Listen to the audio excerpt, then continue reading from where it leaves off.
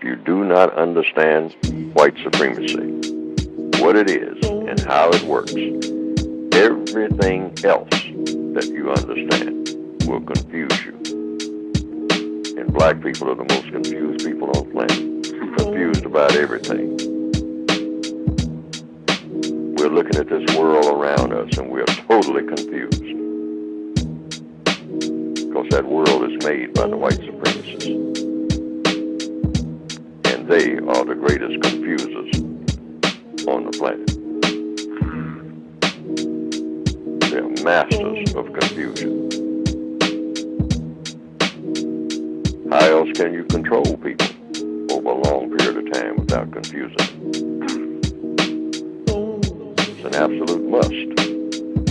Otherwise, you have to stand over each individual with a gun all day. The white supremacists don't do that. They stand over them with a gun every now and then.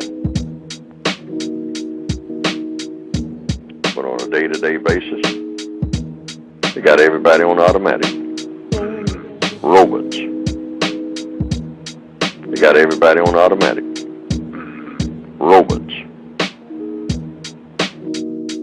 There's a time and a place for dancing and entertaining, but it's not in the middle of a war.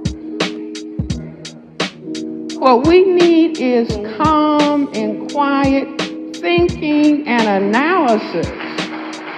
See, this is why it is important to read the newspapers. See, this is why it is important to read the newspapers.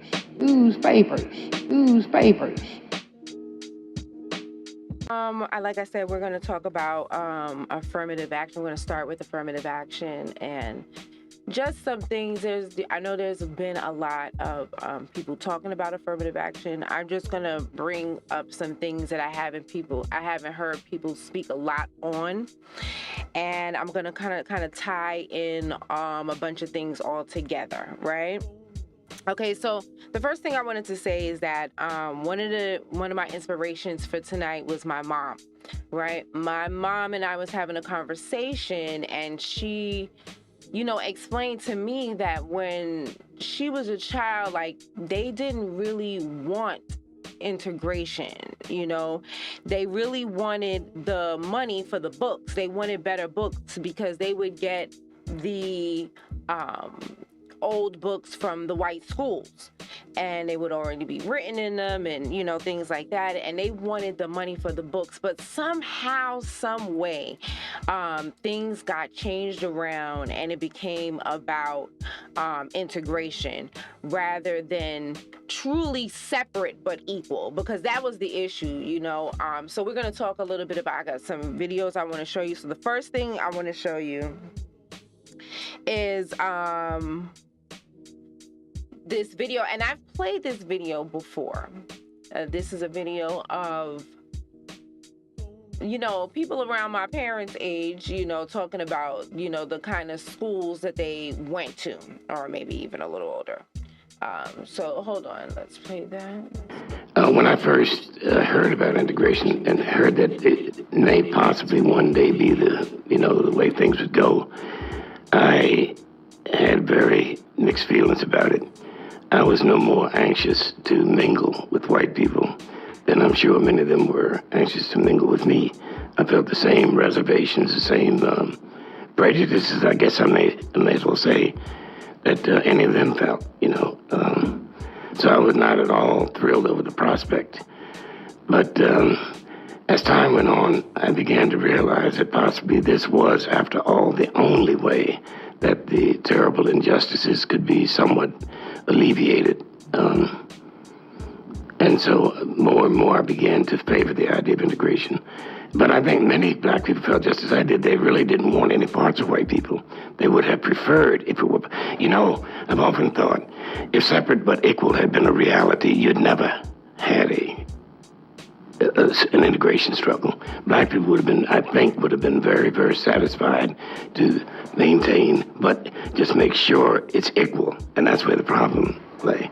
Our Moton High School, a joke, man, with a couple of tar paper shacks, which were unsightly, and compared to Farmville High School. You know, this is the idea of separate but equal. Books so torn apart. In one case, a friend of mine who was supposed to teach chemistry, the only books he could get, he had shreds and particles and pieces of books. And by linking up in his classroom, he'd pass out what he had.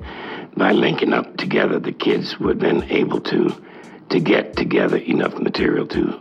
These books had been discarded by the white high school some years before and passed on to the black school.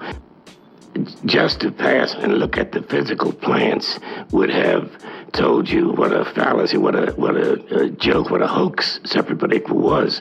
There's no way in the world that any reasonable person could compare Moton High School, as I said, a small brick building, maybe 4, maybe 5 classrooms, supplemented by 2 tar paper shacks, which were ugly and unsightly.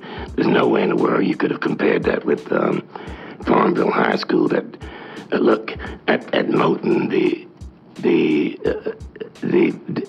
outlying buildings were heated by wood stoves. Now, one of the teachers, in addition to teaching classes, in addition to driving the school bus, had the additional responsibility of keeping the fires going in these buildings. At the white high school, they had a janitor. You know, the disparity was, just ridiculous. There was absolutely no separate but equal. It was separate, all right, and very unequal. I foresaw, I thought I saw that it might come to bloodshed, and I wondered if it were worth it for any single person to die for something like that. As I said, my thing had always been separate but equal, but truly equal in a meaningful sense. Our parents did not want to necessarily go to school with white people. That was not the goal for our people. The majority of black people did not want integration. They were fine with separate but equal, but they just wanted it to be equal. Like, you can't have the white school have, swimming pools and everything else, and the black schools, they got these torn, shredded, tattered books, that they're all piecing together to make one book. And that is what black people as a whole really wanted. They did not want to go to school with white people, okay? So let's just, I'm going to play a little bit more about what the school that we went to, we called them tar paper shacks. They were really wooden buildings with tar paper on the outside and a wood stove inside. The stoves had gotten big holes in them. When they made fires in them, the hot coals would jump out. Whoever sat behind the stove, that was your job to get the coals back in so the building wouldn't burn. And at the time, when you flip the coals back in, you think it's funny. But we could see that this was no condition for learning. And we knew that we deserved something better. It was very obvious to us that what we had was not equal. And I never really realized how unequal things were until I came back here and had a chance to tour the old white school, which was then closed, and see they had all the stuff stored over there. I mean, they even had, like an open area in the center of the school, but they had a garden. I know when I went to college, first biology course I took, they handed us a microscope and slides and told us to draw amoebas. And I drew dust particles for a couple of weeks because I didn't want anybody to know I didn't know how to use a microscope because we didn't have one. So.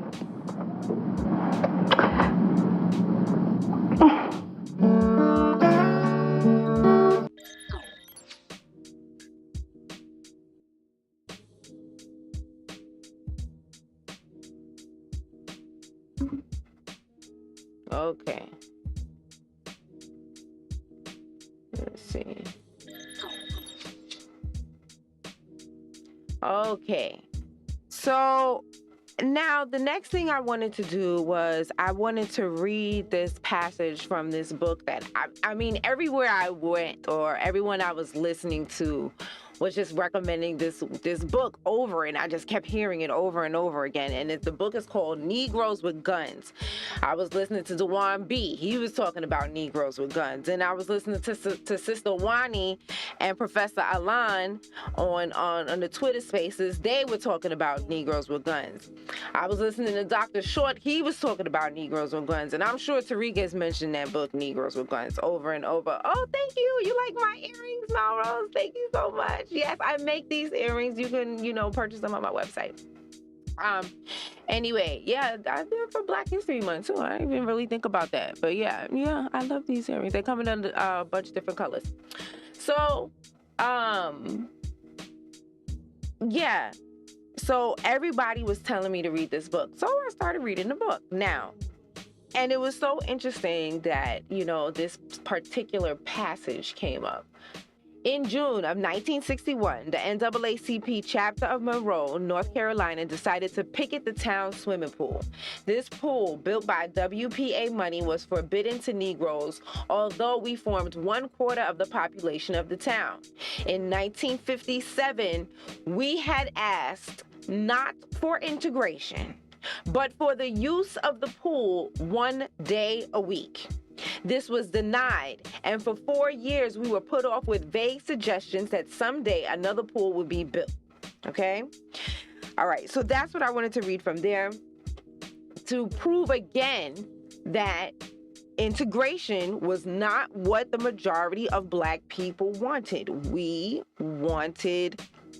were fine with separate but equal, but it was not equal. It was just separate and unequal, and when we wasn't fine with that. Okay.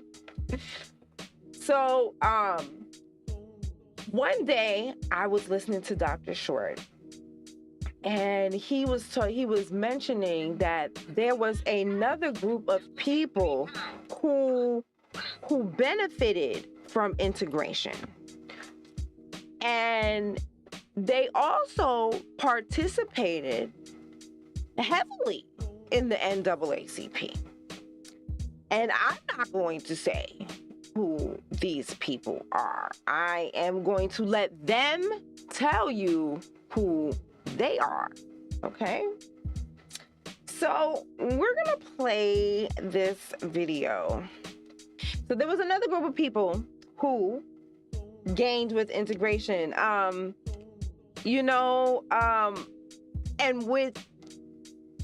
with integration, they achieved more than we achieved. They achieved whiteness. And like I said, I'm going to let them tell you who they are. So we're going to play this one video about who was hiding. And like I said, I'm going to let them tell you who was hiding. Okay, I'm not going to say nothing. Hey fam, tap in with your boy. Let's get us back together, man.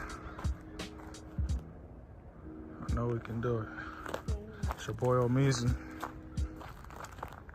Did good?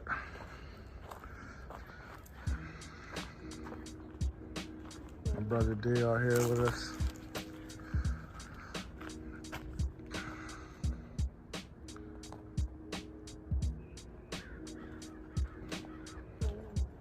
Everything. Place, man. It's a beautiful place. Yeah, don't worry about the Red Cross. Donate to them. And if you look at my Twitter, let's go to my Twitter at Dewan B. I have my people I want y'all to donate to. I've been posting the links all day. Go to my Twitter. I got the links up to my boy Derek, my boy Tay. These people lost their houses, they lost everything. Everything that they know, gone. Please donate to them, please. If it ain't nothing but $5,